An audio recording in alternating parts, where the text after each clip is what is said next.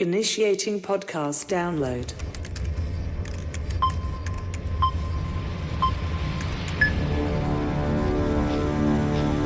Prepare yourself.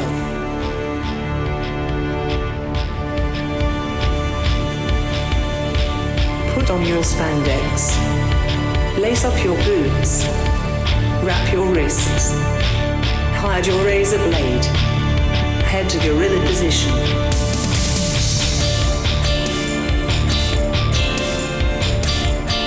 Grease up your hair. Apply baby oil. Okay, apply more baby oil.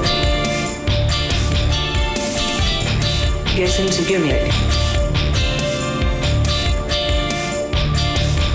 Keep your ears open and your mouth shut. Have fun and be safe out there, brother. Welcome to Iron on Wrestling. Now your host, Gregory Iron. Hello again, everyone. Welcome to another edition of Iron on Wrestling with Gregory Iron. I'm your host, Gregory Iron. This is episode 277. Did you ever watch Seventh Heaven? It was a good show. Seventh Heaven was, and it actually wasn't. Pardon the interruption. What? Aaron Bauer here. I'm sorry. I'm struggling here, man. Yeah, I'm running out. I want to talk about Seventh Heaven right now. There's not a lot of words that rhyme. Mic I on? just want to. Yeah, your mic is on. Okay, is yours? Yes. All right, we're good. That show ended up being very controversial. It was like a family faith type of show, right? Yeah. I think it's because the dad in real life ended up being a P. Diddler. Okay, is that what it was? I knew there was some controversy around it. Also, Jessica Biel, that was her start, right? Oh, yeah. Yeah. Mm-hmm. Yeah. Mm-hmm. Well, was she of age? I don't. At the time that the show started? If she were 12, would you have her poster on your Shut up, dude. gym wall? Listen, if I were to say I had a crush on Jessica Biel as a kid, which I did, that's fine. Because, but then you don't go and put her like, 12-year-old poster up on your wall in a bikini. She wasn't 12 years old, and the photo of Alyssa Milano working out in the gym, it was when she was a teenager, but I'm younger than her, and also I had a crush on her as a kid, so that it's allowed. There's nothing weird about this. I don't think Why you should be loud about this at all. I think you should be quiet about this subject. I'm sorry. I'm Gregory Iron. This, of course, is Aaron Bauer, and enjoy this episode because this will be his last. And we've had some good times here on the show. So today we're going to be talking about the best of Aaron. Hold on. And that's the end of the show. So I guess come back again next week for episode 278. How could you just do the same joke over and over again and get a reaction out of me, though? Because I want to say, it's never funny, but it's always funny. But now you have to understand that every time I do the Alyssa Milano working out when she was 12 in her bikini top. She's not in a bikini, but okay. I'm not sure what she was in because I don't look at it. I mean, maybe when I was 12 I looked at her, but, I was 12, and so I wouldn't put that 12-year-old poster on the wall. You probably got one of Macaulay Culkin in your room, too, huh? If I had a good workout photo of Macaulay Culkin as a child, it would be up in my gym. I mean, yeah. Yeah, there might be something on the internet. Anyways, okay. We have a lot to talk about today. We're going to answer your questions from social media, but of course, Patreon subscribers get priority. Patreon.com/Iron on Wrestling, where you get a buttload of bonus content.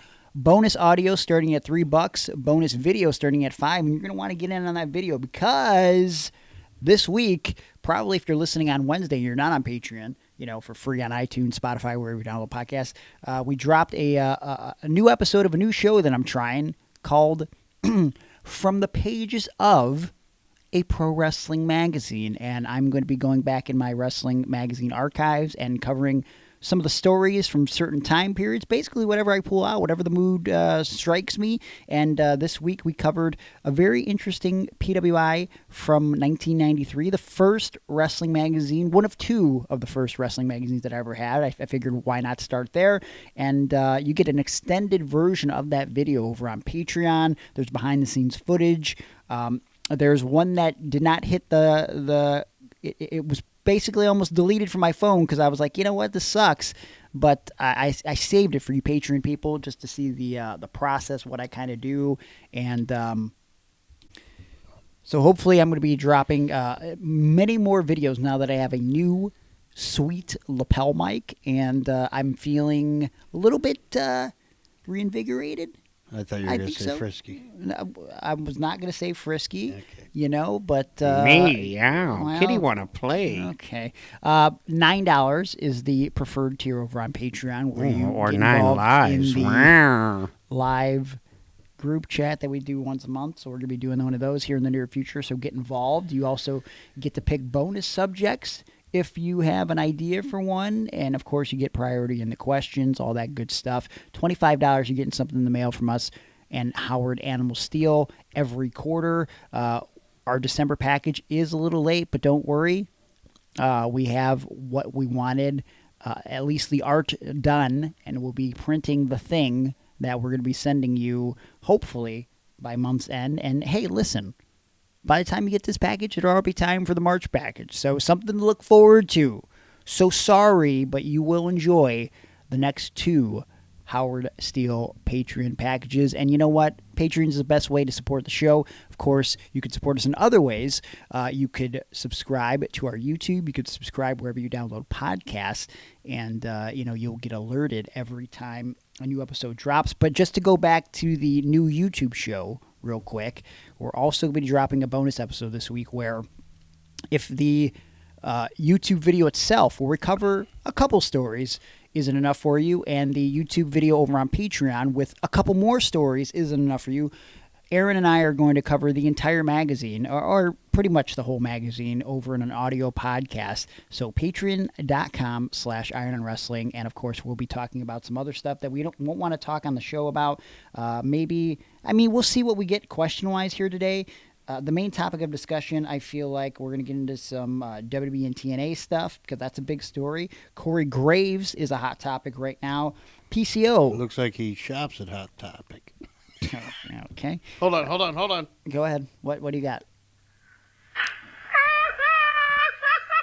Oh, boy. Okay. Well, jeez. R.I.P. R.I.P. Big Chuck. Big Chuck. Big Chuck. We'll talk about that in a Not second. the brother of Big Larry. No, not to be confused. There's some stuff, like, I don't know what you guys asked, so we might have to answer something that we want to talk about on Patreon, but we'll see how it goes. Tessa Blanchard is a hot topic after the TNA Genesis pay-per-view. Joe Hendry. Allie Katch breaking her leg. The GCW pay-per-view was also this weekend. A buttload of stuff. Patreon.com/Iron on Wrestling, and we'll see what we get into on this episode here today.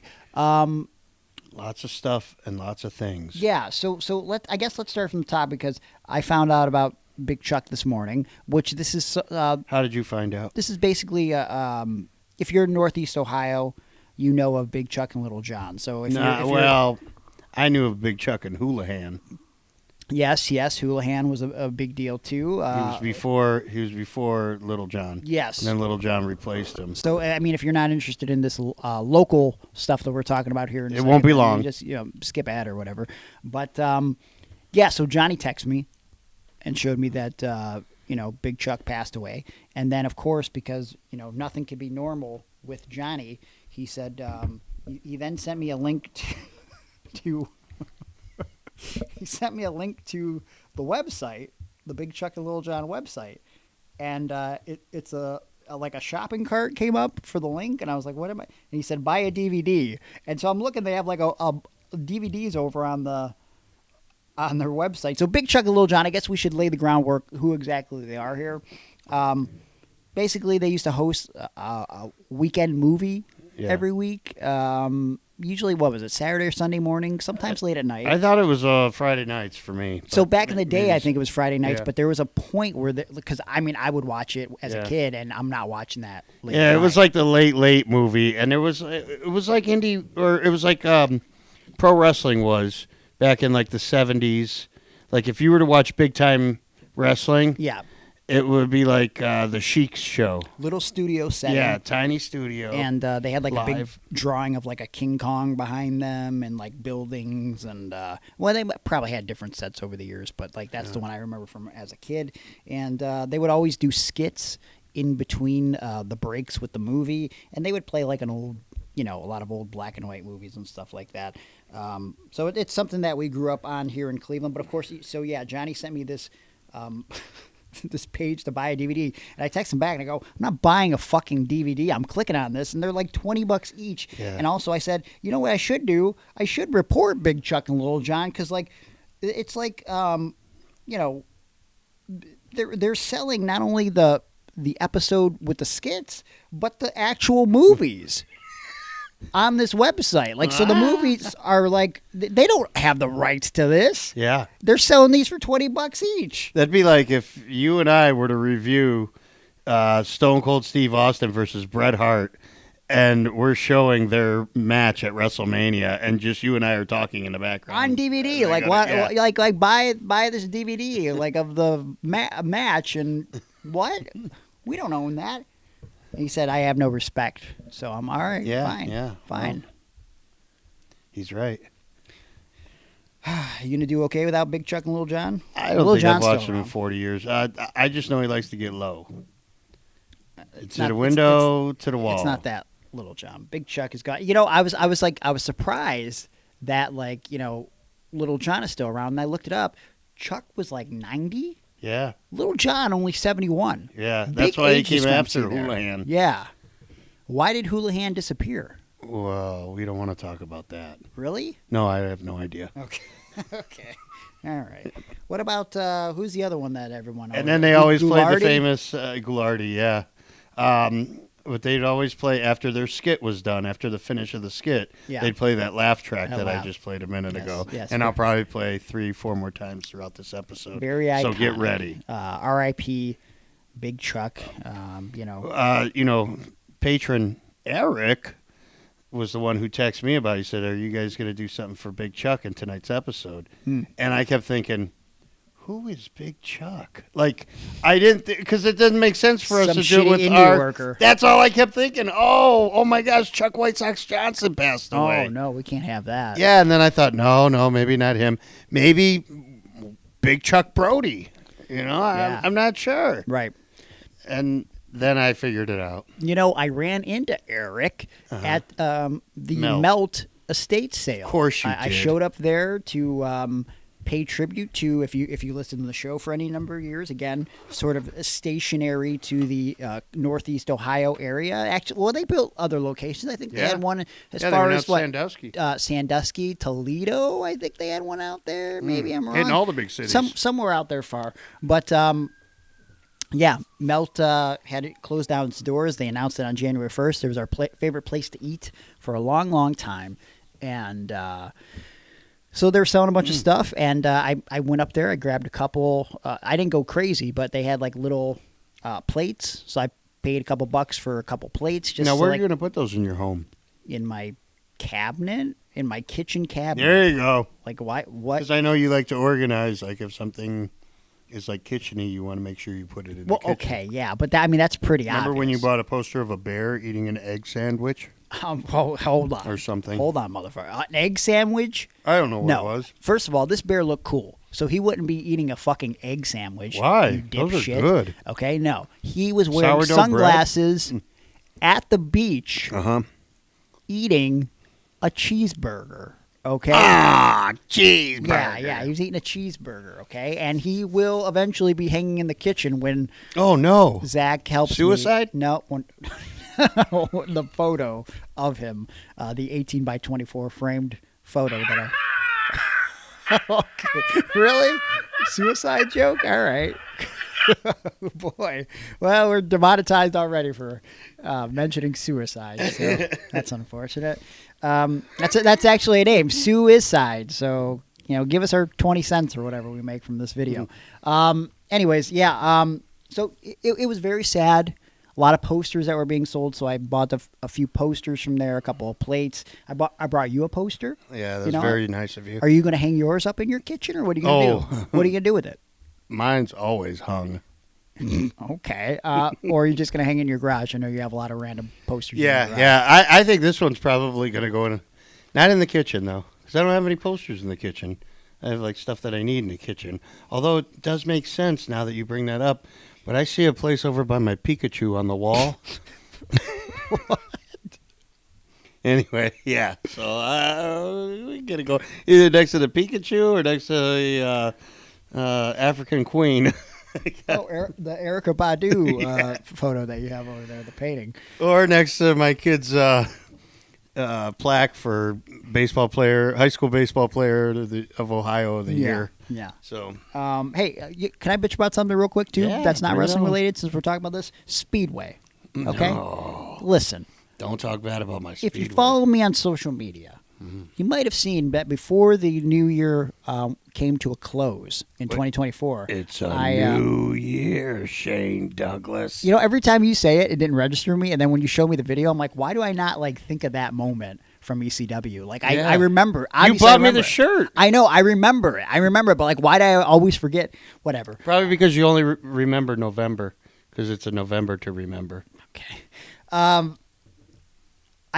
My goal for the end of the year was to get 75,000 Speedway points. Of all the things I could have a goal, like maybe get a wrestling contract or, make more YouTube videos or, do anything that could just, make me less of a failure in life. My goal was to get 75,000 Speedway points because it entitled me to a $100 gift card. So I was like, great. I spend money there anyways. But let me try to expedite the process a little bit.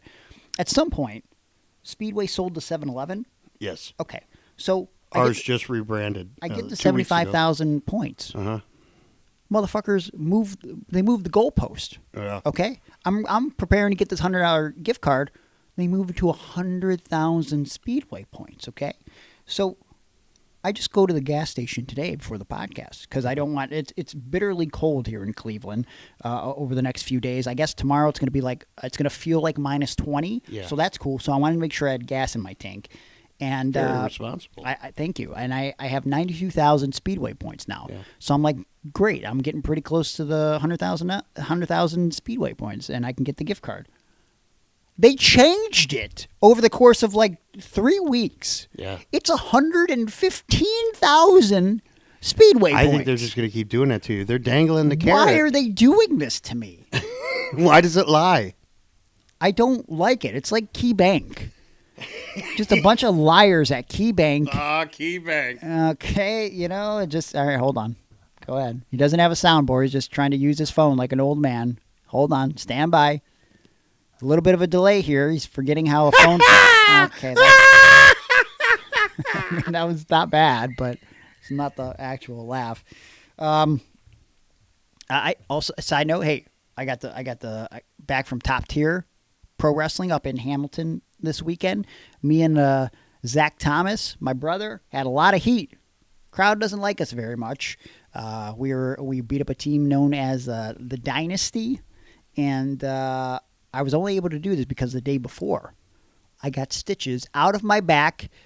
I was able to get in the gym for the first time in 2 months this past weekend. How has Jim been?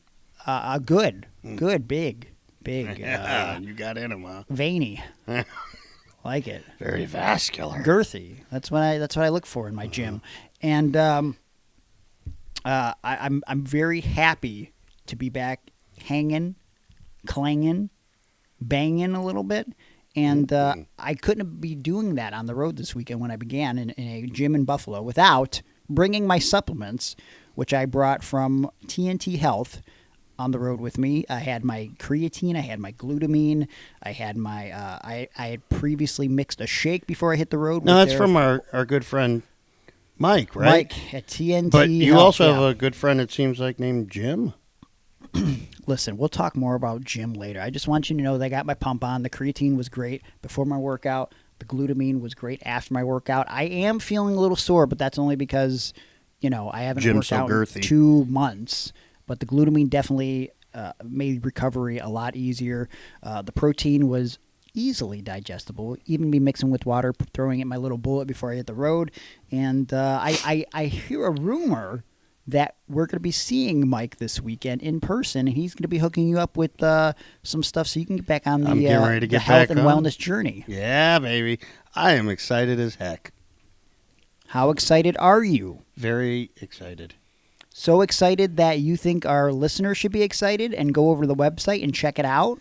Look, if they're not, it's their fault. Mm-hmm. We talk about it every week, and if you're a brand new listener, then this is all I need to talk about it. Just this one time here, and you need to go and get it taken care of. He's helping a friend of mine who has a very strange issue with her bone density.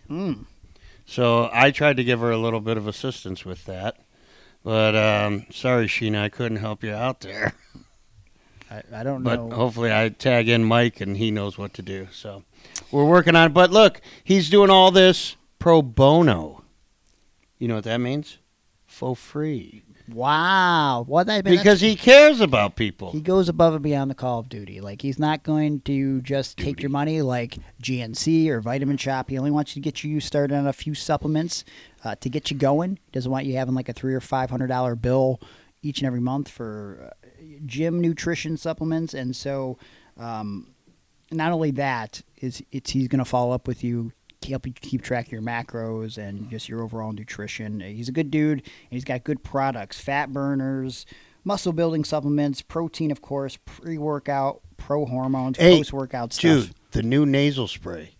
Got to get on that train. What's the nasal spray all about? Oh, it's all about a lot. Building muscle, a lot of healing properties. Okay. So I haven't checked it out, but I'm thinking about it. Well, you should check out all the stuff that they have listed over on their website, tnt-health.com. It's free to look, but we suggest you should probably buy something. And if you do so, you can save 10% with our promo code IRONON.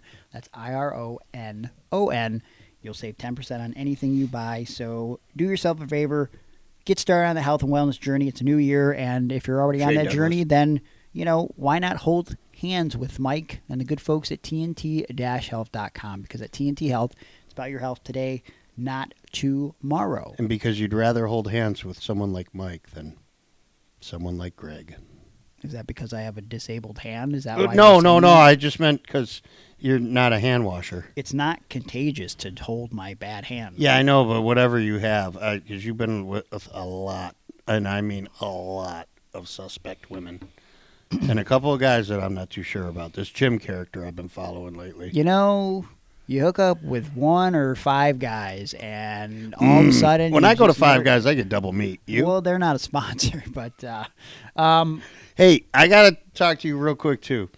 I need to know what your favorite sandwich was at the Melt. All time? Yeah. I always enjoyed when for special occasions, the Kevin Bacon.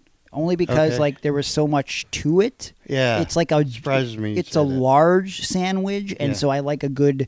I never took the Melt Challenge, but I feel like getting the Kevin Bacon, you got to be a real man because it's like a $30 deal. Yeah. And You'd be a real rich man. You got to be ready for some cheese. Maybe that's why they went out of business. Tried $30 a Sammy. I also like the Ninja Turtle one, of course. That's what I was getting to. Yeah, that was awesome, right? I had that with you one time. I think we split one. Yeah. It was pizza rolls and cream cheese or something and green pesto inside of a grilled cheese sandwich. Really delicious. Fantastic. And their mac and cheese bites were always a personal favorite of mine just because, you order them thinking you're getting bites. Yeah, they're big. But they're... you could just order the mac and cheese bites, and it would have been. You get a plethora of them. Plethora for sure. Yeah. So, I really one. I was with somebody who took the Melt Challenge before. Okay. It was oddly enough who I was just talking about, Sheena and her cousin Junior. Dude, Junior, 420 pounds. He walked in there. He strutted in there. Give me the Melt Challenge. They brought it out. It was, I believe, an 8-pound grilled cheese sandwich. All kinds of different cheeses on it. And then fries with it. He got through the first half, no problem. He went to eat the second half, took the first bite. It was cold by then. Oh, what the heck? Well, because, the first you Yeah. eat your first half, the Right. second half's going to be not as warm. Sure. And what happens to cheese when it cools off? Hardens. Yep. That's rough. And he failed. He took the first bite. He was like, I'm not going to be able to do this. And you have to finish the fries too? Nope, he was out. So that was a rough challenge. I don't know anybody that successfully beat it. I'm sure there are people. I wonder Maybe if Beard meets food. I wonder if there's like a rule where it's like you can't send it away real quick to get it heated up for 30 seconds. Yeah. You know what I mean? Like Yeah. maybe that's like a loophole. Like, hey, go warm this up. Come on, come Right, on, come right. on. Throw it in the microwave. Time's for a 20. wasting here. Also, my favorite was Mom's meatloaf. It was homemade meatloaf with mashed potatoes on it and some roasted potatoes and some cheese. Yeah. Good stuff. And that's, oddly enough, the poster that you got me, and I appreciate that. Well, yeah, of course. I wanted to You share remember. love. I actually, too, there was a Bruce Lee poster that I got for a friend. They had so many different types of posters. Johnny's, I'm sure, going to be listening to this show, but I'm going to say it anyways. And I don't even know if he's going to be happy to get it. I don't know. He's a fucking weirdo. They had like a Marvel.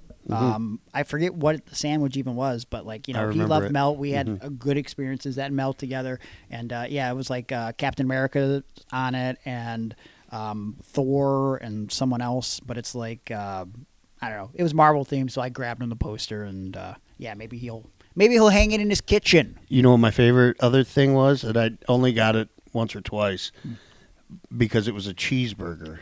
Cheeseburger. Okay. And I wasn't expecting to like it that much, but I got it with you the first time. We split it. We fed each other. It was a cheeseburger with peanut butter, homemade peanut butter on it. Oh, yeah, that's always good. That was amazing. Yeah, I did. You know what? Now that you reminded me, I did always like eating the peanut butter melted cheeseburger that they had going on there. That was always delicious. And then there was a period of time where they had one with grilled cheese buns. Yes. But they would never do it. It would just be a grilled cheese sandwich on top and on bottom. Yeah. But there's certain places, and Melt never did this to my knowledge, particularly when I'd go to Grill 'Em All in L.A., they actually baked the grilled cheese so it was like an actual bun. Yeah. It was crazy. And it's still, I mean, look, I Melt got to get out there today, grill them all. Melt was number 2 after I got to Grill 'Em All. Yeah. All right. And also Grill 'Em All is ran by Cleveland boys too, so I can support them both. And Cleveland, good culinary. yes, and Melt's gone now, but shout out to Matt Fish. I don't know him personally. I got to, I think I met him for just the first time this weekend, and he did a lot as far as trying to keep that place afloat for a long time, and For the community. He was yeah. always out there. for sure. So we wish him the best going forward, and I guess we should also mention that if you're on Patreon, we are going to be getting that new item out for you. And I guess I want to give a little context to this. We reached out to Juan Ortiz to get this done. Mm-hmm. It's going to be something for the cold weather, so I hope you're prepared. And it's a nice little design featuring an alpaca No. in a bikini. What? Hey, listen. You're thinking to yourself, how does the cold weather and an alpaca and a bikini go together? Well, when you see what Juan Ortiz and Of the Dead Design created for the Howard Animal Steel Patreon members, you will be impressed and maybe boned up. Well, I already am. Okay, well, hey. As soon as you walked in the door, I was like, that guy's been in the gym again. No, I just thought, did you have a fishing pole in your pocket, or were you just happy to see me? Oh, that reminds me. Oh, no. Last night on YouTube, Gold Dust interview with Conan O'Brien in 1995 was on. Okay. And I watched it. It was excellent. Yeah. First thing, it's, as Conan says, well, hello, Gold Dust. He goes, is that a microphone in your pocket, or are you just happy to see me? He was so good, Gold Dust. And you're thinking, this is 1995. That's crazy. Do you think Of the Dead Designs could make a piece of art? Yeah. For, a shirt, perhaps maybe a painting we could put on the wall A flag? of Gold Dust Yeah. with a fishing pole in his outfit, This is completely ridiculous, but sitting with Conan O'Brien on a cloud in heaven? No. Well, they'd have to be on a couch. Okay. All right. I'm okay with that. Maybe like a casting couch. No, that's weird. It would have to be like a podcasting couch. Does Conan O'Brien have a podcast? I think he still does. Well, I know we do. Yeah, Huh. we do. And but Of the Dead Designs, which is what we're trying to plug right now, could create you a logo for your small business, your big business, perhaps maybe, I don't know, anything that you want. Juan Ortiz can make it happen. And Sexual fantasy? Since what? Since he is part of the wrestling community, he has created a plethora of wrestling merchandise for all the top names throughout the business. Don't believe me? Check out his stuff on social media. Contact him on his website. You can find him at Of the Dead Designs on Instagram, facebook.com/ofthedeaddesigns, or facebook.com. Did I just say the same thing twice? Yeah, Do I have yeah. CTE? You missed Weebly. I won't forget it. Ofthedead.weebly.com, and mention Iron on Wrestling, because if you do, Give him $10 off. Nope. He's not some fucking schmuck like you. Okay, Now give him $12 off, Juan. He wants to knock off $20 on What? your first order. Yeah, $20. So check him out, ofthedead.weebly.com, or at Of the Dead Designs on Instagram, because Of the Dead Designs is bringing your artwork to life. And we are back. We're going to answer your questions from social media. And, of course, we're going to answer some Patreon questions first.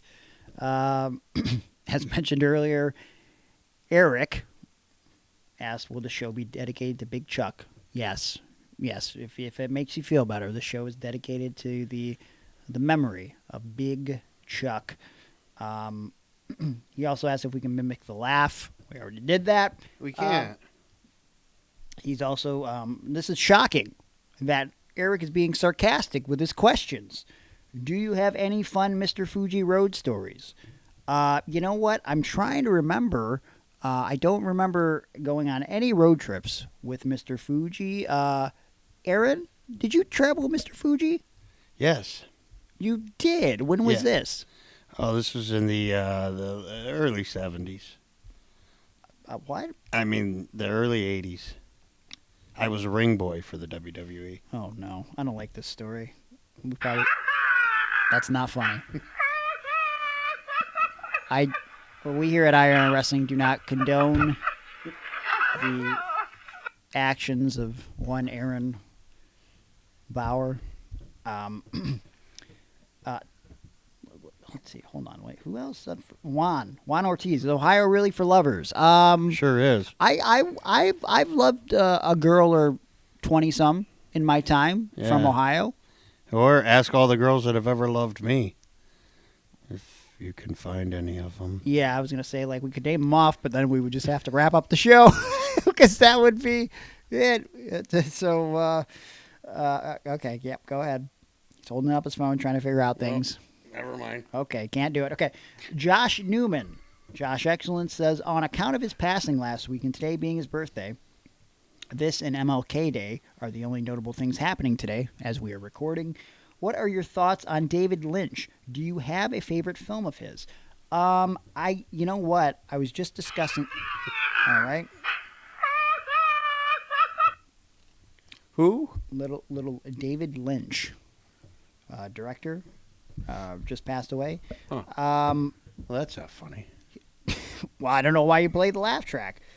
For some reason, and I think it's because they did an episode with him in it, when you search David Lynch movies, one of the movies that comes up is The Cleveland Show, which pretty sure David Lynch did not write The Cleveland Show or direct it or anything. So I don't think I have ever seen a David Lynch movie. And me and Josh talk a lot. That probably actually shocks him based on the type of movies that I like watching.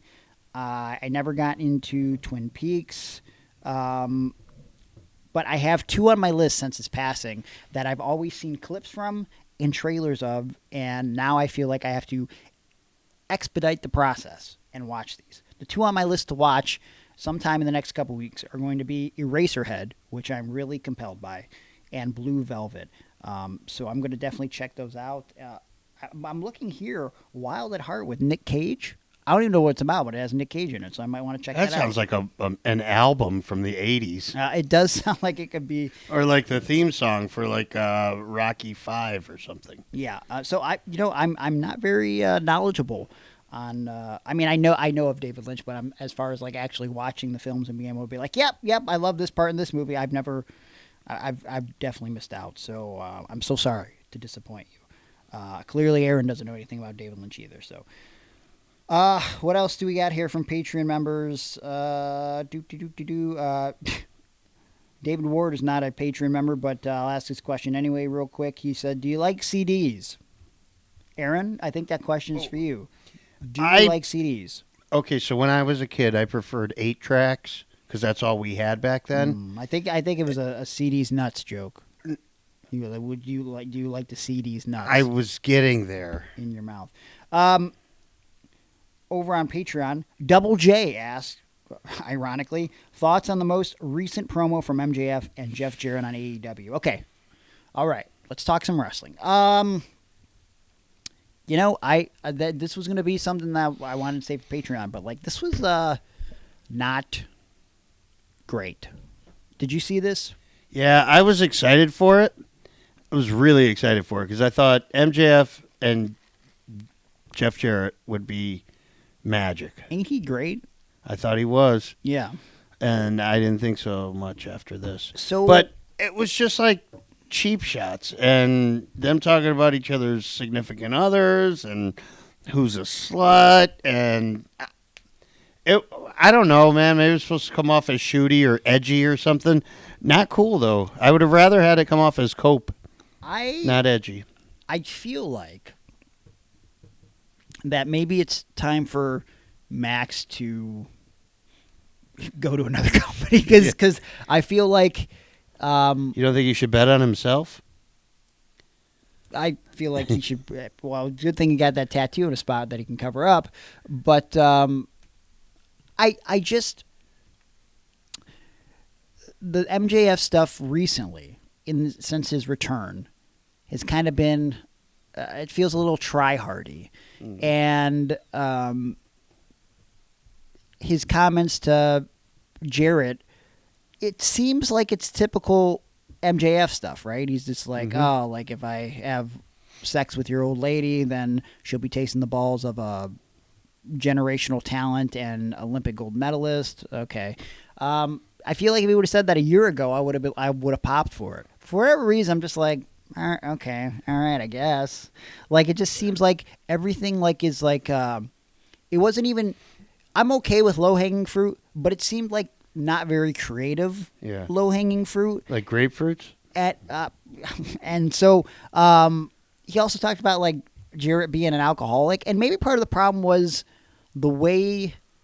Maybe if the responses from Jeff were better, it could have made it more compelling because it seemed like Max had this stuff that he wanted to say to Jeff that it was kind of like, if you know, you know, like, yes, he's married to Karen.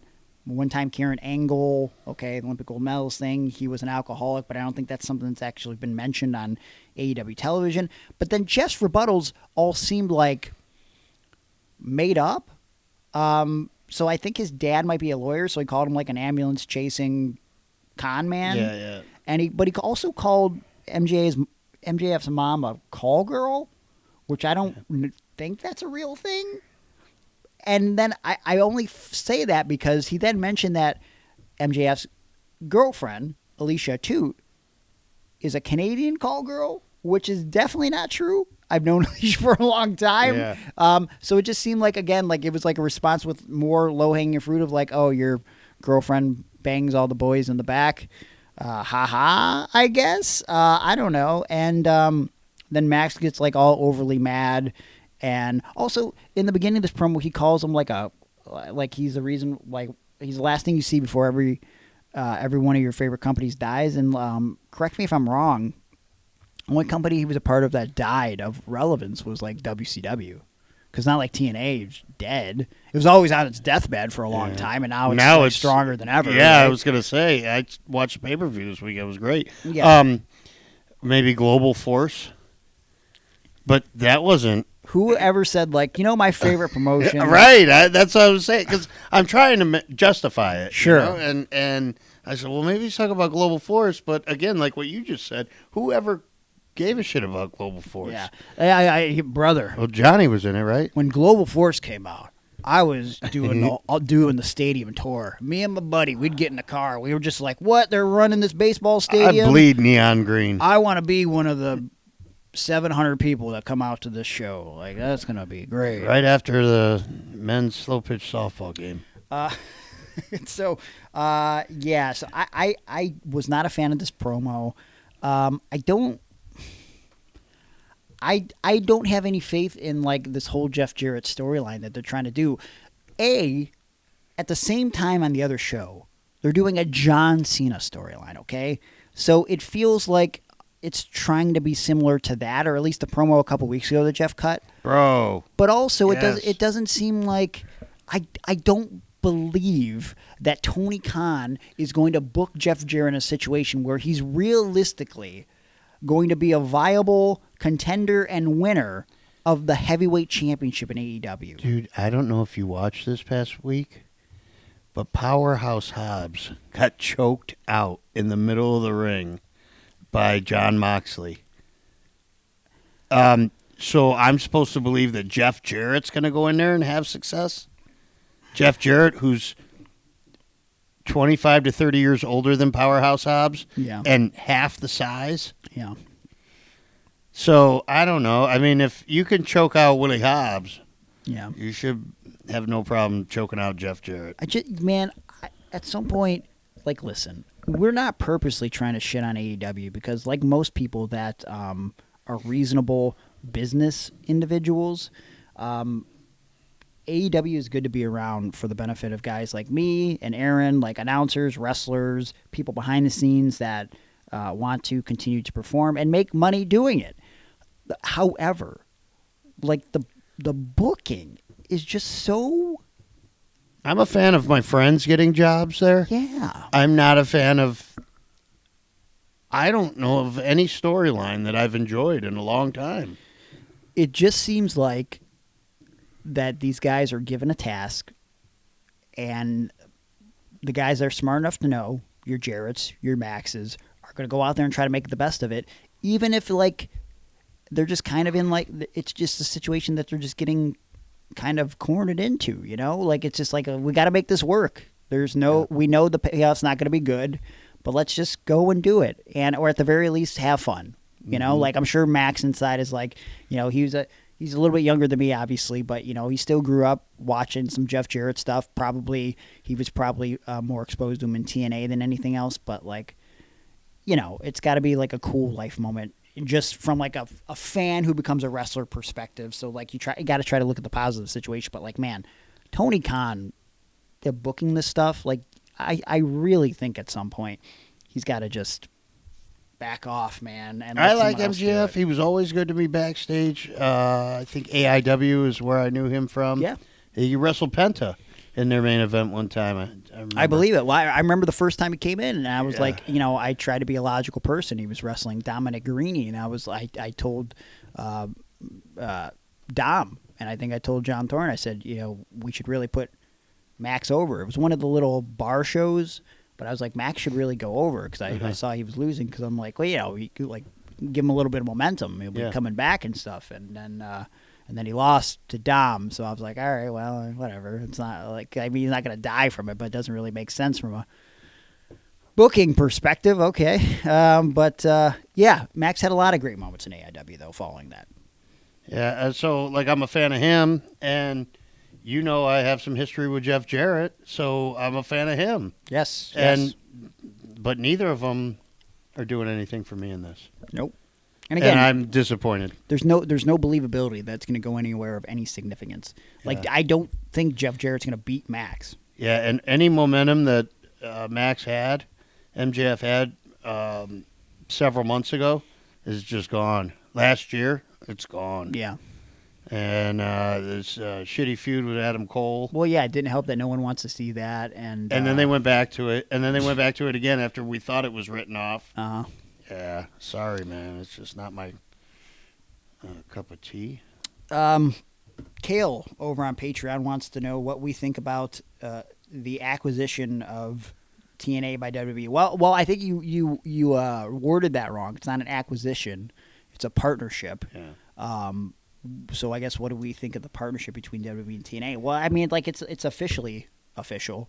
You know, they've kind of been. Adam Pearce said it. Did he say it? I don't think he did. But they've been in bed together for what, about a year now? Yeah, now they're Facebook official. I guess if you go further back, like it would go back a couple years to the Mickie James thing, Yeah. right? When she came out of the Women's Rumble? She was the Knockouts champion, and yeah, they made it official. I think it helps both brands, if I'm being honest. People have been saying, well, how does it help WWE?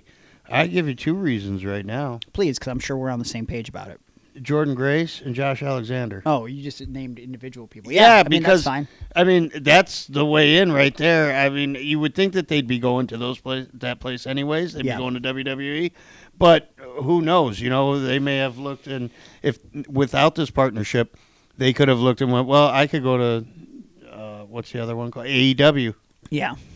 So well, here's my thing. I think this is like the modern equivalent of like so I'm not. It's different in the sense that like they're not funding TNA to our knowledge. ECW? It's ECW, Yeah. man. Like TNA is now the name feeder system, right? Mm-hmm. Like because they don't have like NXT really isn't it's developmental anymore. Yeah, because you know? it's just not the, what do they call it? The something brand, the main roster. It's not the main roster, Sure, but it's still right there. It's like the little brother. Yeah, and so look, they have Level Up, which is for some of the newer students. Not anymore. Is it gone now? Yeah, they changed it to Evolve. Is that official? Yeah. Okay, because I've known about that for a while, but I didn't want to say anything.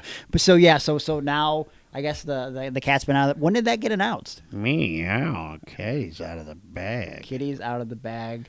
I don't know when it got announced. Okay, A well, couple weeks Evolve. ago. Evolve is going to be taking the place of the Level Up. So basically, that'll be sort of a breeding ground for some of the students. But you know, this gives an opportunity for both TNA and people in NXT to go back and forth and get more reps. There's not as many house shows anymore. This is going to up the draw for TNA. And you know what? I knew something was up because I listened to Busted Open from time to time, and they were doing their New Year's prediction. Like everybody had to have like a bold New Year's prediction. And I forget where TNA is running, but they're running like a 10,000 or 12,000 seat venue. Yeah. And Tommy Dreamer predicted that they were going to sell out that venue. And I was like, well, how the fuck would that happen without some sort of WWE assistance? Guess what? Yeah, you're going to have JBL on the card. Cora Jade, that helps both places. Yeah. Cora Jade came out. She looked like a star immediately. She's challenging for the title. The title will be on the line. So, and she was doing kind of nothing in NXT, being the sidekick of the Roxanne Perez. Yeah. Well, I would say they were trying to make them equals because she came off as a sidekick. Okay, fair enough. But now she can shine on her own. I think there's a lot of I don't want to say dream match scenarios, but like dream-ish scenarios that we can do between the two companies. And like, I mean, listen, big picture, especially if you're trying to sell out that stadium, or not the stadium, the whatever arena they're running. I think that obviously you're going to have some WWE crossover. What bigger thing could you do than, like, let's say, bring back like a TNA all-time great that isn't currently under WWE contract against someone like an AJ Styles. Right? I was just going to say, bring back AJ Styles in TNA. Or just, listen, if you want to fucking bump up the momentum of Joe Hendry, just do the fucking TNA Championship. Yeah. You know, he just won it this weekend. Yep. Joe Hendry versus AJ Styles for the and TNA we know Championship. AJ Styles is a perfect first opponent for a champion to get his gatherings under him. Oh, wait a minute. What? Scratch that. No. Have Joe Hendry in a feud with someone, because I want to see AJ Styles versus Josh Alexander. That's a money match right there. You tell me that. What do you mean, really? It's just I hadn't thought of that, and you just put that in my head. Well, I'm so telling I you, like it. I think if you were to do in TNA one night only the return of AJ Styles versus someone like a Josh Alexander, not only do I think, and if it is to happen this year, I will say if it's not match of the year, it'll be in the top 3 matches of 2025. So whose side would AJ Styles be on? I don't think it's really a side thing. I think it's like you Okay, market it as a return of AJ Styles, and like Okay, you know, 'cause he's Josh like, Alexander just quit. is it official? That was the angle. He lost the I Quit match and said, not only do I quit the match, I quit TNA altogether. And then he walked out. He took his little headgear off, the jockstrap thing he wears because he got his ear busted. And he walked out of the arena, and then they made a big deal about, this is the end of him. So whether it's work or not, he's and his contract's supposedly up. I just figured he was going to NXT with Ethan Page, and they were going to run roughshod for a minute and then head on up to the main roster. What do you think? I guess that's a possibility, but also I don't mind Ethan Page being by himself, though. So I know Josh liked the idea for the first time being a free agent. Yeah. I haven't talked to Josh the last time I saw him was about a year and a half ago. Former guest of the show. Go back in the archives, listen to the interview with Josh Alexander. Maybe now that the thing is official with WWE, maybe that might be something that changes his mind and he hangs around TNA for a little bit longer. I mean, listen, if WWE wants him, he should go to WWE, and I don't see why WWE would not want him. But now that I've spoke about it, I mean, could we have Josh Alexander versus AJ Styles? But like, man, I don't know of any cooler match. Listen, Josh grew up a fucking TNA fan when everybody else was like a WWE guy. Yeah. Like Josh, about my age, but like Josh, and he's a real Canadian. Yes, he loved TNA, and there could not be a cooler fucking match. Like new era TNA guy versus like the guy that when you think of TNA, like you think homegrown talent. Oh, it's funny you say that because at the end of the match, he shook Mike Santana's hand and he said, "I was the guy for TNA the last several years, and now I'm passing that on to you." Then fuck it. I mean, listen. And so if he's going to represent TNA, that would be cool. Then let's do Santana versus AJ Styles. Oh, I can see that. Because I like Mike too. He's a good dude. He's a really, really good dude. And he got pretty cut up and bigger in AEW. Yeah.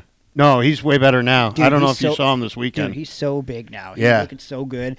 And I think that's like a dream match scenario. AJ Styles, Santana, Hardy Boys can come over to NXT now, do some stuff. I know DIY is about to do some stuff with... Well, again, you didn't see the pay-per-view, but that's what happened. That Fraxium came out. Yes. And so the Hardys, there's something already right there. Even though it's a WWE tag team, Yeah. I could see DIY. Oh. I don't know anything, but I could see DIY coming in and doing something in TNA. You don't know anything. Like I don't know anything. But I would love to see Gargano and Ciampa because that's that style. Okay. Yeah. And listen, it doesn't just have to be NXT. Yeah. I would love to see. We're bringing AJ Styles back for one night. What about tag teams? Let's bring back Motor City Machine Guns for one night in fucking TNA. You try to pack this fucking arena or not? Oh, Motor City Machine Guns versus the Hardys. I mean, yeah, you can do that. I'll buy a ticket. I won't even use my my Fire Stick. I'll pay for the pay-per-view. Hey, ridiculous. Let's make it ridiculous. Yeah. Motor City Machine Guns. Yeah. Hardys. Yeah. Rascals. Yeah. 3-way TLC match. Oh. Let's do it. Let's just do it. Why Wait. And then throw in DIY just for the fun of it. Why not? Hey, you got all the girls in TNA. I know they're women. They could be girls too. That's fine, though. I know some women get offended by that.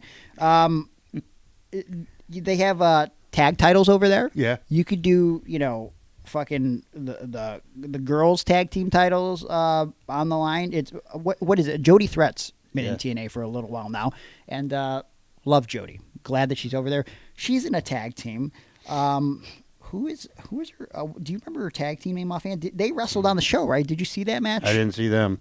I saw a Clockwork Orange match with 2 females. Spitfire versus Fatal Influence. You know, JC Jane and Jasmine Nix and Fallon Henley, yes. Yeah. I mean, listen. Who's the girl that was the first ever North American champion? Oh, she's the young one, the 19-year-old or whatever. With a K. Yeah. K. All right, so her. I can't think of it. There's so many. There's so much wrestling. Yeah. I don't even know. Okay. But Metaphor, I know they're going back and forth between the main roster and back down or whatever. How'd you think of them? Well, they're a tag team on the show. Duh. But yeah, listen, there's so much you could do with TNA and WWE, and I think it's a win-win situation. TNA's draws are going up because of the WWE influence, and again, can I get Dolph Ziggler and or Nick Nemeth and Chad Gable? Yeah, why not? Right? That'd be awesome. I would love that. That'd be awesome. Can we get Penta back in TNA? Ooh, which version of Penta would he be there? The one that wears a mask and says "Cero Miedo." I'm just saying, whatever version. Penta Dark. Yeah. I don't know. But yeah, I think it's a great opportunity for both companies. So that's my rambling about that. But Kale's follow-up question is also, what do we think of the Corey Graves situation? Is it a work or a shoot? I don't really know. I think you start off with frustration and you're able to work through it if you're a professional. Where's he going to go? I mean, he's going to go to AEW and be very unhappy there. I mean, yeah, if he's actually upset now, he's going to be real upset in AEW because why don't you just put him in TNA?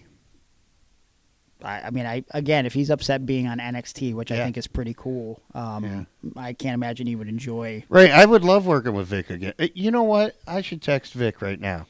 Yeah. Look, if you guys need a third guy for your booth, you're the guy. Yeah, in 2 years when my kids are graduated from school. Oh, okay. So he's like, well, it's going to be filled by then. So well, then I'll go now. You missed your opportunity again, you dumbass. Yeah, I don't know, man. It seems like he was trying to make some noise with the Twitter stuff, but then you get the reports that he's leaving the building. But you know what? Listen, Triple H is really smart. I never know what to think with this era anymore, which again is a great thing because Triple H is smart enough to know it's well, if it was real, it would look like this. So him being sent back through that airport, and then there was some fans that saw him. Of course, there's going to be fans that see Corey Graves. Yep. So that's why I say it could be a work. Let's move on to some other questions, but before we do that, I want to show you an image right now as we recorded his inauguration. Ew, no, Greg. I didn't want to see that. What? No, shut up. It is bigger than what I thought. Yeah, well. I went on Instagram today. I thought you would find this funny. Ric Flair posted this photo that says "Happy Inauguration Day, woo," and it's a photoshopped photo. It's a poorly photoshopped of photo. him shaking hands with Donald Trump. So apparently, Ric Flair was not invited to the inauguration. Which actually, well, first of all, what do you think of this? How do you feel about him posting this? I think it looks bad. I think it was as bad as when Trump posted the AI-generated photos of himself, or with Taylor Swift having the shirts on that said "I love Trump." I want to know, because I know he's not posting these personally. Why does is his social media person purposely trying to be authentic and type like Ric Flair? Because that's got to make a post that would take 10 minutes to maybe post takes fucking 45 when you have to make every word capitalized. Yeah. You gotta keep on caps lock. Right? What an embarrassment. And hopefully, it's probably going to taste horrible when I try it. I'm going to be posting a new video this week trying the latest flavor of Woo Energy. It's still around? It's still around. They changed the packaging, and it's a brand new flavor, a fourth flavor of new energy, Woo Energy, and we tried some of the old Woo Energy, me and Eddie Only in the archives over on YouTube, so check that out. And I miss him. Should be, he's still alive. Oh. You said it as if he was dead. Yeah. He's not. Thank God. He's fine. But though he was Need close a to tattoo it after trying Woo Energy. So we'll see how this next round of the Woo goes. TJ over on the Facebook asked, first of all, he said, whose balls are we referring to? Because my post said my balls are freezing, and we got to heat up this conversation with some questions. They would be mine. Did you check them before making the post? Yes, they were cold. Were they Aaron's balls? No, they were not. And then they said, also, I guess you're retired now. And they sent me a screen physical cap. or mental? They sent me a screen. What is with AI lying about me? Last week we talked about how Cameo made an AI-generated bio about me that said that my finishing move was the stink face. Okay? So this is a real thing on my Cameo maybe bio. somebody just knows that you got a stinky That's face. not... I think they're referring to the Rikishi finishing move where he would wear a thong and rub his gigantic, pimply, fucking cellulite-ridden ass in people's faces. AI overview, when you search Iron on... Well, for some reason in the Google they wrote Aaron, A-R-I-N, Iron on podcast. AI overview says, Iron on Wrestling with Gregory Iron is a podcast that discusses the wrestling industry and the power of positivity, perseverance, and passion. This podcast is hosted by Gregory Iron, a former professional wrestler. What? I'm still wrestling. Maybe they're just wishful thinking. Okay. I don't know why you have to act this way. I mean, it's very uncalled for. Okay.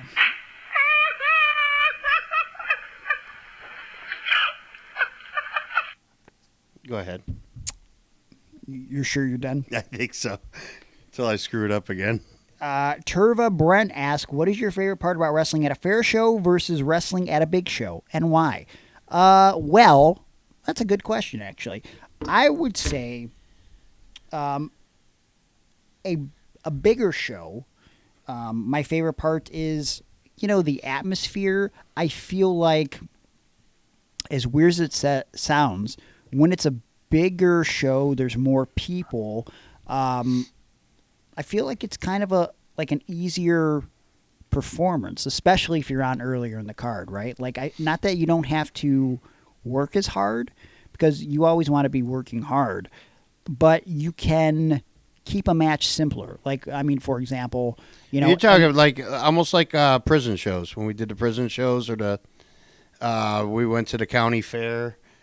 So hold on. So I was going to make that comparison. So Okay. because we're talking about bigger shows, right?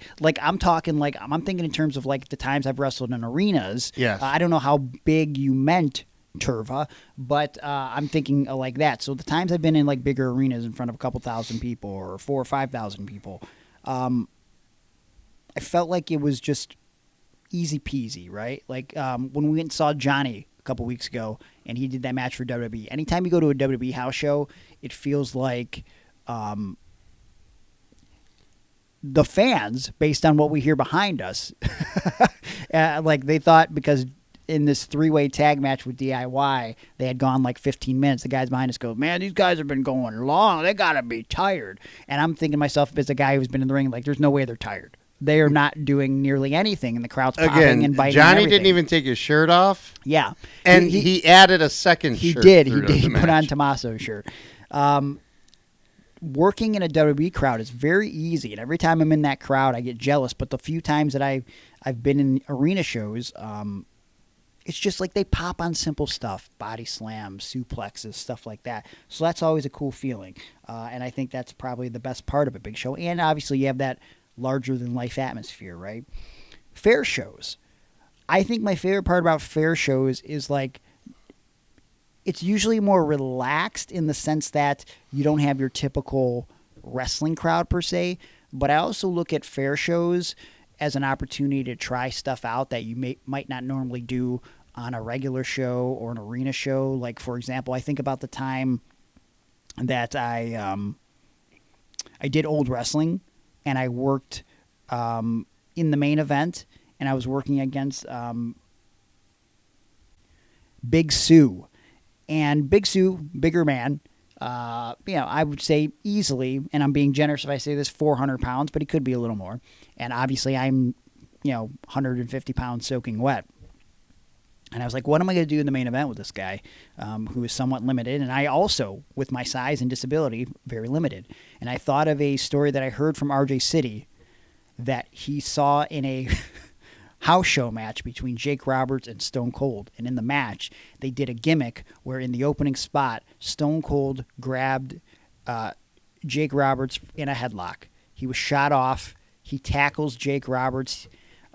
He might have done something dastardly before that, but whatever the case was, when he ends up hitting Jake with a tackle after cheating, he pins him 1-2-3. Match ends like within less than a minute. Jake goes to the outside, says, you know, you cheated. I wasn't ready. I want a rematch. So they start over, do a completely new match to where they built it to where, as a falsie, in the end of the match, Stone Cold hits a tackle, a regular headlock, shoot-off tackle, 1-2, kick out at like 2 9/10. Crowd goes apeshit. So I was like, you know what? I would never do this on a regular indie show, but because I'm in a fair show and it's outdoors and there's a lot of kids and it's a small crowd, they'll buy into that, I think. Tried it. I lost to a shoulder tackle. I asked for a rematch, built to a shoulder tackle as a falsie, and what it worked like a charm. And hey, I just watched that Hot Ones with Stone Cold Steve Austin. Yeah. And they asked strangest pre-match routine for a wrestler. Okay. And he said Jake Roberts was always so calm in the back. And immediately I go, he's probably smoking a cigarette. Stone Cold then says, he was always smoking a cigarette. He'd smoke a cigarette. He'd put it out right before going out to gorilla position. And then he grabbed a snake, put it over his shoulder, and he worked easy because he was always building towards DDT. Yeah. Everything was easy, but he got the most mileage because everything meant something. Yeah. Yeah. That's awesome. That's a great story, man. Like, yeah. So, I mean, like, was there something about like a fair show or a big show? I think a lot of times the smaller shows were more stressful than the bigger shows. Yeah. Because when you're at a small show, you can hear everybody and the comments that they make. Yeah. When we're doing Resolution and there were 5,000 or 6,000 people there for that Raven show. That's quite an exaggeration. There was 5,000 or 6,000. No. Oh, no. True. You know what's 5,000 or 6,000 when I did the Canton Civic Center? I think the Dudley Boyz wrestled Chris Cole and Shane Sensation. Okay. Yeah. So anyway, or a show like that where there's 6,000 people there, you don't hear one person, you know what I mean? Because it's so loud, everybody's talking. So I don't know, you could be more nervous maybe because it's a bigger crowd, but I always felt more at ease, I think, in front of the bigger crowds. Unfortunately, who do you think are far and few between when I had that many people there. At the fair show, do you think the wrestlers or the actual carnies are the bigger carnies? Oh man. Maybe Thai. Yeah, that's probably. I just remember they were selling sushi at the fair. What? And I said, who the hell would buy fair sushi? It was 100 degrees. You remember? We got massages before the matches started. Oh, God. Yeah. Yeah, there was a chiropractic center, a tent set up, and some 15-year-old girl gave Greg a massage. That did not happen. I forgot completely. This was at... It was like one of those June PWO shows, right? Yeah, and then I think M-Dog ran down Johnny with a car. It was my car. Yeah. Okay, so TV, yeah. So in between tapings, because we taped like 4 weeks of TV there, in between week 2 and week 3, M-Dog comes and gets me because I think we were affiliated at the time. And he's like, hey, want to walk around the fair together? I'm like, okay. And he's like, oh, good. I just need to grab some money. I got to get something to eat. I go, what kind of fair food would you eat? He goes, oh, they got a sushi stand over here. That's I'm like, so there's weird. no way you can eat that and be okay. He ate it. He was okay. And then the next time I talked to him, he was sick as a dog. Well, so I want to go back to the car thing real quick. We had to do an angle where Matt stole... I think Matt stole Johnny's car. That was the deal. Or he was hiding from Johnny. But like whatever the case was, in reality, it was my car. At some point, Matt shows up and he hits Johnny with the car. So that was the game plan, and Johnny's got to take the bump on this hood of the car. I'm just about to pay off this car, mind you. Luckily, he didn't break the window, but there was a permanent dent in the hood of my car that I never bothered to get fixed because I knew this car was at the end of its life you anyways. can sell it now on eBay. Tag team champion? Well, no, I sold it for $50 when the car engine exploded in the middle of Pennsylvania on the way to do Fox News in New York City in Times Square. That's right. Because the guy said I could not keep my car on his property because I did not have $2,000 or $3,000 for a brand new engine. So I made $50 off of that vehicle. But yeah, there was a permanent dent in the hood of that car because I sacrifice things for a good story. Was that Let Gregory Rumble? This was just before that. Okay. Why were you on Fox News? I'm sorry. That was the build. Yeah, it was the build up for that. If Yeah, that's what you mean. okay. Yeah. So it was December of 2011. Yeah, we were trying to get Greg into the Royal Rumble. Yeah, that publicity stunt that some people to this day think that I really thought I was going to get into the Rumble. You definitely called me and said I want to talk to you about something, and I think there's no way that I will ever get into the Rumble because of this. Yeah. But this promoter wants me to do this. And I had a pitch for you because so I don't even know if I've ever even shared this. Now that you bring it up, around that year, WWE was working Madison Square Garden for the Survivor Series. So what I was going to do on my own time, and I had no one willing to go with me, I wanted Aaron to go with me. I had an idea, and I should have, in retrospect, asked Mike Quackenbush to fund me for this because it was his idea, and I was promoting his pay-per-view. I was going to take a camera, drive to New York City amongst all the wrestling fans, and hand out flyers. And I was going to get some help. Try to let Gregory Rumble outside of Madison Square Garden for this big event, and I just didn't do it because I didn't have money. In retrospect, I wish I would have done it. Yeah, I know, because you called me, you pitched it to me. I was like all in on it, and we ended up just doing it at AIW. Yeah, we did hand out flyers. I have some there. pictures from that. Yes. Maybe we can post them to socials, but God, what was that, 10, 12 years ago? 2011, so I 14. can't do the math. 14 years ago? Yeah, yeah. Man, that's right about the age of Alyssa Milano when you have a poster of her up in your workout room. Coincidentally, Riley over on Facebook said, if there was one thing you could do differently or change about your career this far, what would it be and why? Well, I don't think I would change. I mean, I wish I would have done that thing in New York City, but I'm glad I didn't lose the money driving to New York City to fund something that was for Mike Quackenbush by myself. Boy, if there's one thing I could do differently and change about my career, what would it be? I gotta kind of think about that. Aaron, do you have something that comes to mind? That I would change about your career or about mine? your career that you would do differently? No. Man, Everything right happens off the for top a of my reason. head, I think to myself, and they're not here, so it doesn't matter. That time you turned down WWE to be a good father for your children, so that they One would of have them like is here. so they would be a positive role Sitting model. right next to me. Wait, what? Yeah, you turned down WWE and you're like, oh, I want my kids to know their father and be present in their life. What a jackass. God damn it. I'd have been on the road too much. I'd had to relocate. Sacrifices you make. Hey, The stupid sacrifices you make. Murray Ridge is a better place because I'm there. Your kids go to Murray Ridge? I didn't know that. I had no idea. Well, shout out to them.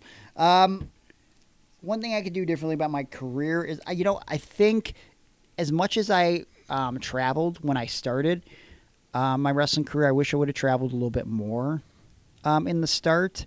I mean, I got where I wanted to go for the most part, but I really wish I would have put even more reps in. You got those where you first wanted 5 to years. go, despite numerous flat tires on the way there. Well, that was a topic of discussion this weekend because I traveled with Michael Facade for the first time bomber. in a long time, and so we're telling the kids stories in the car, and because they were kind of surprised like how much Facade remembered and knew about like me working at Harbor Freight Tools and all this stuff, and so he's like, I mean, I've been traveling with Greg since like 2008, and I was like, Yeah. yeah, it sounds about right, and Yeah, we brought up that story where we were trapped on the side of the road. You know, if I could change one thing in my wrestling career, it'd be that day I didn't bring a spare tire when we did 3 shows for Dragon Gate USA, which were Indiana, Chicago, and Wisconsin. And on the way back in Chicago, it was about 11:30 at night. We got a flat tire, and because I was too cheap to buy a spare tire, even if it was not new tire, but okay tire from the Arabic guy down the street from my house. I usually buy okay tire, which costs $20 instead of $80. I just didn't buy a spare tire. I'm like, what are the odds I'm going to have a flat tire again anytime soon? And if you knew my history on social media at that point, you're like, probably pretty well. It happens once a month, Greg. So you should probably buy another tire. So when the tire gets flattened, Eric Ryan, remember him going like, well, I guess I'll get out and change this tire real quick. I'm like, problem with that is I don't have a spare tire. And they're all like, what? What do you mean you don't have a spare tire? I'm like, I was too cheap to buy one. And so, I mean, literally we broke down on the side of the road and it was like right by a factory. And I remember I'm like, easy solution, guys. I'm just going to walk over this factory. Yeah. I'm just going to say, hey, we're 4 wrestlers stranded. I don't have a spare tire. Can someone give me a spare tire? Because, like, literally, despite the fact that we worked 3 shows for Dragon Gate USA and I wrestled Brodie Lee and I worked with Ricochet and Johnny was probably in the main events of the show, we didn't have any money for a tire. Can you believe it? And I walk over to this factory and I go, hey, listen. Someone has to have a spare tire for us. Yeah, I got this Ford Taurus over here. Just give us a tire. And so the guy walks away and comes back like 2 minutes later, goes, yeah, man, no one wants to give you one of their spare tires. And I'm like, okay, all right, fair enough. And then one guy at some point, maybe an hour in, stopped, told him a story. He says, oh, I'll be back in an hour. I got a tire that'll fit perfect for this car. Never came back. Early in the morning, a female police officer stopped. She could not help us for some reason, made sure we were okay, and then just took off. And after several posts on social media from all of us, eventually a guy was sent by one of the co-promoters of AAW, Mike Pekovich. He knew a tire guy. The tire guy came and brought us a tire, and this is when the guy put the tire in the car and he proceeded to look at us, which I reminded Facade about this. He's like, I don't remember that part. I'm like, how could you not? The guy then looked at us with a completely straight face and goes, okay, you guys are good to go, but before I leave, which one of you are going to suck my dick? And I remember, like, it was hot, and it, like, I was... So that was your reason for saying no? No, it's too hot. I can't suck no dick in the heat. We had been out in the... It was hot as fuck. This is the summer of, like, 2011, okay? We had, like, half of our clothes off because we were dying. We were out in the sweltering sun beating down on us for fucking 12 hours. Well, I mean, the sun wasn't out for 12 hours, but it was hot the whole time. I bet you were happy when it went down. The sun. Oh, when I went down on the... Well, I mean, I didn't because he was like, I didn't know what to say at that point because I was like, this is horrible. This guy's going to try to molest us now. And then he's like, just kidding, guys, just kidding. I was like, thank God, because I didn't want to force Facade to suck a D. That kind of happened in that movie you like by Kevin Smith, Dogma. George Carlin picked up... That's in... Jay and Silent Bob Strike Back. Is it? Yes. Okay. He plays a drifter. Yeah. Well, no, you got to suck my dick now. Yeah.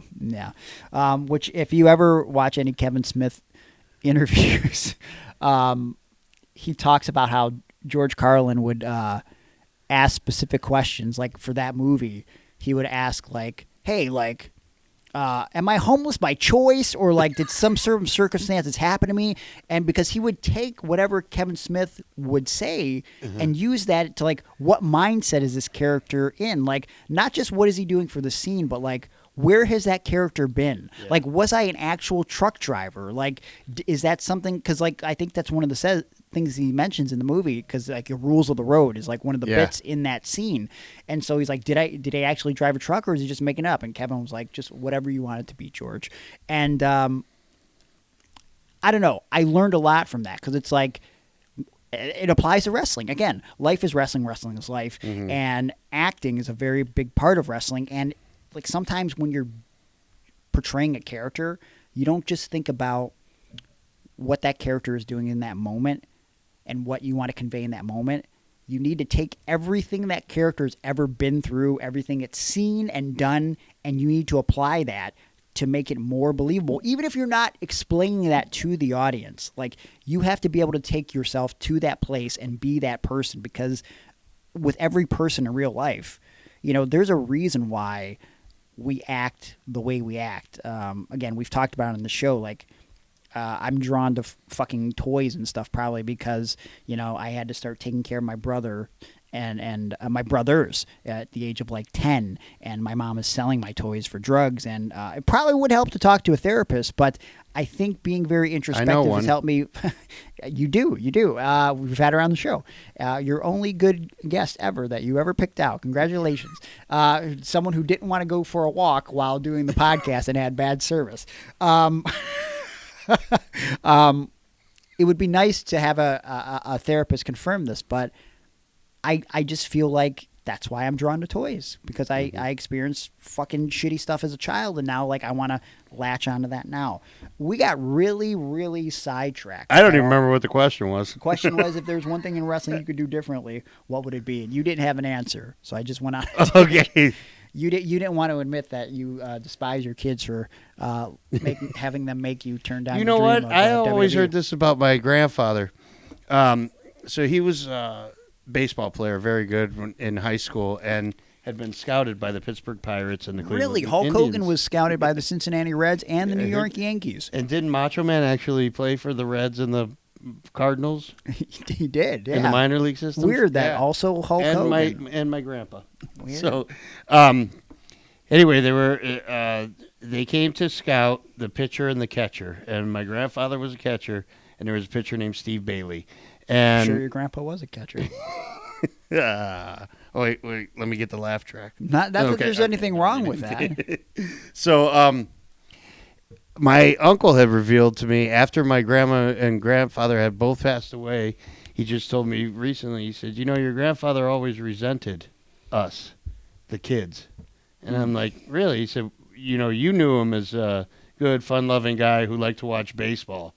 And he's like, but we knew him as like this hateful, spiteful man who despised his children. Yeah. And I'm like, why? He said, he never forgave us because he got drafted by the Pittsburgh Pirates, but he also got your grandmother pregnant. Oh. And so he went to work at Ford instead of pursuing the dream of being a baseball player. Mm. So he hated working at Ford. He drank his life away, and he died before he was 60. Wow. And then your response was, well, you could have kept that to yourself. No, I kind of had known some things by then. Oh, boy. Hey, to bring this back up a little bit, a friend of the show, Jeff Traxler, asked, I saw videos this week of the Big Show throwing an spot-on dropkick and Andre the Giant jumping off the top rope. What's the most amazing thing you've seen a big dude do to where you would say, holy crap? I mean, I don't know which Big Show dropkick you saw, but even back in the day, I thought it was impressive as shit when, like, I think the one time he did the missile dropkick to Scott Steiner. I knew he did a regular dropkick all the time, but that was cool. Fast forward a few years, before he debuts, when I'm seeing footage from like OVW of Brock Lesnar doing a shooting star, knowing that he could do that after he debuted and he hadn't busted out, I was like, this guy's got to do this on TV. There's no possible way this could go wrong. That was a pretty pivotal thing for me. And I think in person, this might kind of come out of left field, but my first indie shows were Cleveland All Pro. And a name that we mentioned on the show in passing a few times, but anyone would know, Savage, Nick Belushi, Nick Tatum. I saw him wrestle at Cleveland All Pro, and I remember my former tag team partner. So that is a former tag team partner. I remember it had to be my first show. I don't even remember the match he was in. I just know that he's a big fat guy, and he busted out a lion salt, and I remember just being super impressed because like you didn't see guys his size doing shit like that. And like, even though Brandon X is not like a big, like your big guy per se, he's very tall. Like, how tall would you say Brandon is? Like 6'4"? Yeah, you could say that in wrestling. 6'3". The first show I ever saw, he did like a 6'19", and back then, I'm just not seeing everyone doing 6'19s, right? That hasn't hit that level yet, and so I don't know. Those are the standout moments for me. Dude, Brandon X amazed me a lot because it was almost like he was. I don't want this to sound. Actually, I don't give a fuck how it sounds. It was like he was too dumb to know that he shouldn't have been able to do that shit. Yeah. He was like, because you'd be standing there and he'd go, yeah, I'm going to try a 619. He'd go, oh, come on, man. You're like 6'4". You're not doing a 619. Yeah. And he'd be like, well, I'm just going to try it. And then he just did it. Or like, I could backflip off the top rope. Well, you're big. You're not going to be able to do that. Yeah. But he just did it. One time we were moving a couch because we lived together, and we had to get a couch out of the window, and we were on the top floor, and he was like, man, I'm just going to pick up this couch and throw it out the window. And I was like, you can't do that because it's a full-size couch. Yeah. And he picked it up and threw it out the window. He just went, "Aah!" and threw it out the window. Very impressive. What the hell? Yeah, because there was like a lit blunt that he needed to go smoke. Okay, well, drugs will make you do crazy things. I don't think they're classified as drugs. Well, you know what I mean. Yeah. One more question before we wrap up the show. I know we got a bunch of questions. We thank you guys for submitting them. But at some point, we will get to these questions. Keep submitting them. But, if you were on Patreon, we could definitely prioritize your questions. Jim Blaylock asks, to wrap up this show here today, who is the hottest female wrestler of all time? In your opinion, of course. Well, I feel like you usually go based on like what you grew up on, right? I mean, like, you're not, especially now, like, I feel like it would be really awkward if I picked someone current in the business. I'm like, they have to be like the hottest girl of all time, right? I have Veda Scott. I mean, what? Just as a wrestler friend. A wrestler friend? Yeah. Sounds like not more than a friend. Okay. I think she's married now. And she used to be married to you, so that's weird. We didn't officially get married. Right. Okay, there was a thing where like I maybe like cracked her with a beer bottle a couple times and she was bleeding and I made out with her, but then like we were in a cage and she made out with me for some reason, but she still didn't want to be with me. You guys didn't swap spit, you swapped blood. It was complicated. Well, we swapped both. But hottest female wrestler of all time. If I had to go to like my peak hormones, I feel like, and I don't care what era you watch wrestling in, it would be hard for you to argue against these two choices. I'm going, and it depends on the day and what I'm interested in. It's either Tori Wilson or Stacy Keibler. That's it. Ooh, I think that's I think that's the go-to. Like, yeah. I mean, they were good. Okay, and I've said it before, and I'll say it again. When I went to WWF Invasion 2001, I borrowed my dad's binoculars, and I told him it was because I was in nosebleed. But I brought them specifically so that I could get a good look during the bra and panties match that I believe was Trish Stratus and Lita versus Tori Wilson and Stacy Keibler. In my mind, it was the most important WCW versus WWF match. There were a lot of stakes on the line for me later that night. Seems like in my you were dreams. more interested in the hams than the steaks. What do you have an opinion on the hottest female wrestler of all time? My first love in wrestling was Elizabeth. Okay. Because, Sure. that's when I first started watching wrestling. Hey, I would argue, though. Yeah. Like, I remember, like, and again, this is like peak hormones. I remember thinking in '99, I was like, damn, Elizabeth has never been hotter. Like, maybe it was like an older woman type thing, but like I thought in 1999 when she was like with Luger and Nash and everything, I was like, man, she looks real hot. And so it was Elizabeth until I discovered Robin Green, a.k.a. Woman. Because Robin Green was just a nerdy little girl at ringside flirting with Rick Steiner. Yeah. And I thought it was a little weird that Rick Steiner was a man in wrestling, and there was this nerd girl that was... she came off like she was in like the 8th or 9th grade. Like right around my age at the time. And she had pigtails and stuff like that. Yeah, I'd like to point out that out in his garage with all his posters, Aaron has a photo of Robin Green hanging, and it specifically wrote on it, like, wish she was in 8th grade in this photo. And I was like, why does it say that? Well, now it all makes perfect sense. So I liked Woman, and then Sunny was the most downloaded, and that was the first girl I ever downloaded. Yeah. You know, like, you probably could make a good argument for Sunny, because I'm like, yeah, she no, all three of those women are dead now. Oh, God. I mean, Sunny's basically dead. Oh, yeah, I guess she is she's still not alive. actually dead, but, like, I mean, like, you know, her career's dead. She's in prison for the next 17 years, so she really ruined her life. She killed someone else, so... I don't think I ever met Elizabeth. I never met Woman, but I did meet Sunny. So yeah, you shared that story, and I think she shared a little too much with you as well. Yeah, that flip phone of hers. Didn't really need to know what her bowel movement looked like, but... or the tampon in the toilet. Real disgusting. Yeah. Well, I will say towards the end of my...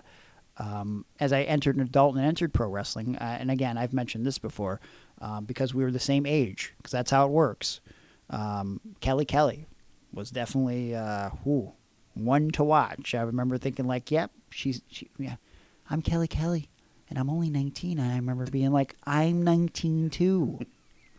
Wow, that means we can meet and also fall in love right after. Like, that's how it works, because you're the same age. Yeah, I don't have any story like that. I watched Kelly. As a matter of fact, maybe I'll just tag out here to Xavier. Let him talk about his top girls. No, he doesn't have to do that. We don't want to incriminate him at all. It's fine. Microphone's open if you want to step up, son. Well. What? Wait, what? You know, might as well. Okay, all right. Hello, Xavier. What up? How are you? Good to see you. Good to see you, too. Yeah. Do you have an opinion on hottest female wrestler of all time? Well, you did say one that when I was growing up was the eye candy of mine. Kelly was very, very beautiful woman. Yeah.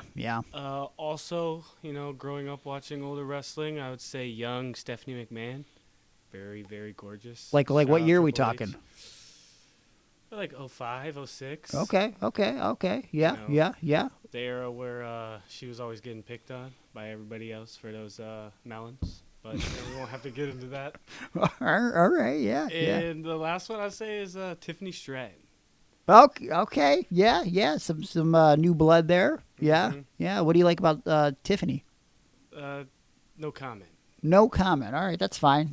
She does have the prettiest moonsault ever. She does. I will say that. And I heard that she, you know, I pulled some strings. I got her to sign a little bit of an autograph for one of our good friends of the show, Dean Chard.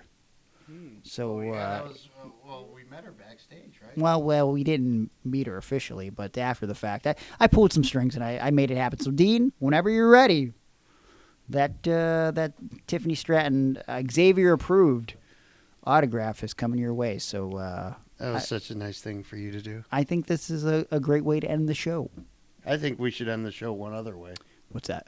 With a great big kiss. Well, we should do that. Well, let's do the plugs though, real quick. Oh, plug me right now. No, not like that. No, Jesus, God. Make sure you subscribe to the podcast wherever you download it. iTunes, Spotify, all that good stuff. YouTube, subscribe. Check out the all new From the Pages of a Pro Wrestling Magazine, which is available on YouTube right now. And, of course, we're going to have the companion audio podcast to go with that so we can dive a little deeper. There's an extended version of that video over on patreon.com/Iron Wrestling. Sign up for a buttload of bonus content.